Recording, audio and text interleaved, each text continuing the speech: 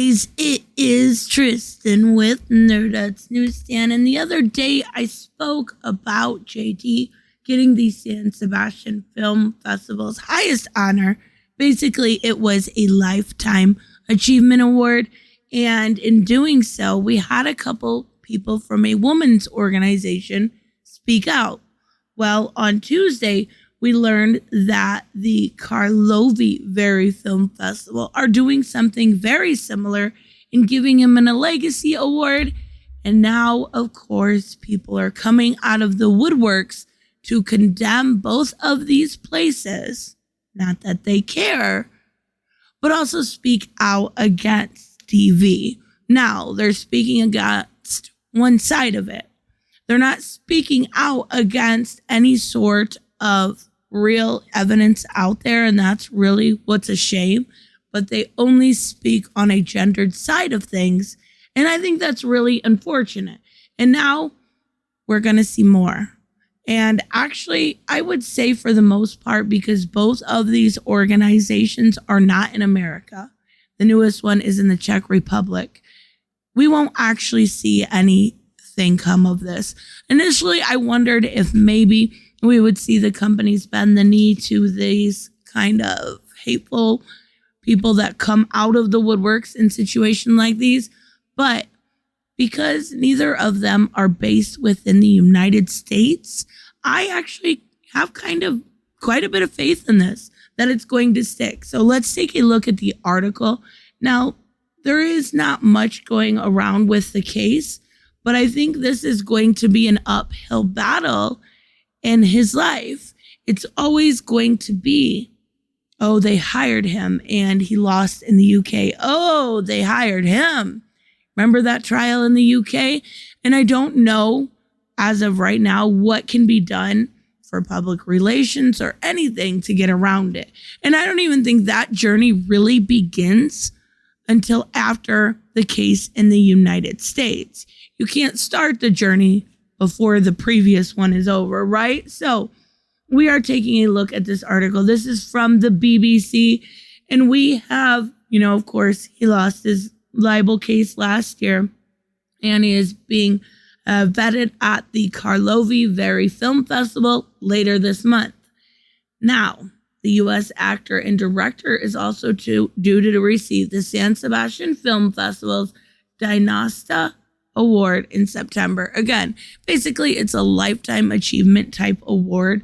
And I know a lot of it has to do with the roles he's taken. They're always the underdog. He always plays them to a T. And I think that has a lot to do with it. So it says the Women's Aid Federation said that this was disrespectful to abuse survivors.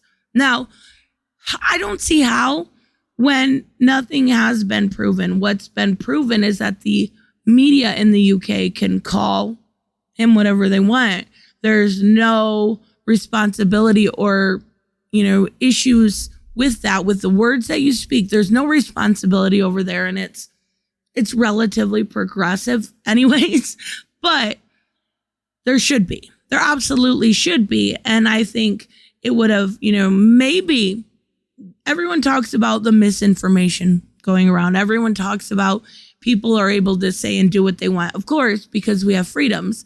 But if you want to talk about misinformation, and if you want to make someone responsible for their words, then start doing it and actually showing that through cases like that. But of course not. So Solace Women's Aid, another charity, was the one of its members' organizations said such awards were misleading and insulting. And that is actually, I believe, the one we talked about last time. So as far as the San Sebastian Film Festival, it hailed Depp as one of the contemporary cinema's most talented and versatile actors, with a reputation for playing almost always misfits.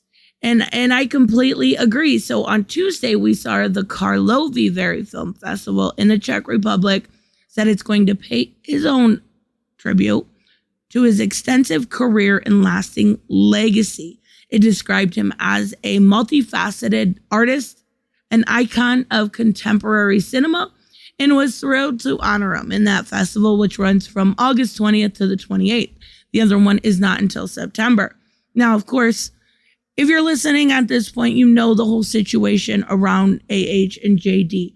But we have Sophie Frances Canfield coming out, and she is the campaign and policy manager at the Women's Aid. And she said, when a perpetrator is celebrated, allowing them to continue to garner success and public approval suggests that abuse is acceptable and does not matter.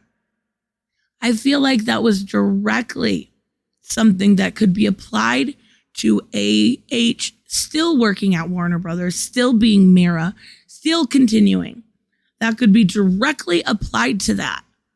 But I'm assuming she lacks any sort of self-awareness in her words. Survivors must be believed and supported. There's a whole bunch of issues with that statement. There is a whole bunch of issues with that statement. I am absolutely 100% against victim blaming. I think a lot of that is done, and I think it's unfortunate.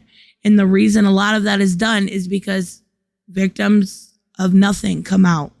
Fake victims for attention come out, and we just must believe them. Okay, there's a lot. That could be a whole video in itself. It is crucial that survivors know that their experiences will be taken seriously and that the abuse will not be tolerated by anyone. I agree with that statement. I absolutely agree with that statement. Anybody that is a true victim.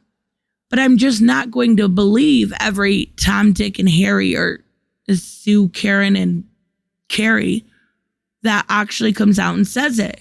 You have to have at least some sort of reason for me to believe you, whether it is circumstantial evidence, whether it is something, besides just saying you are. You get what I'm saying? In the response for the Spanish announcement, Solstice, Public Affairs Manager Aaron Mansell said, when perpetrators of domestic abuse are lauded for their professional achievements in spite of evidence.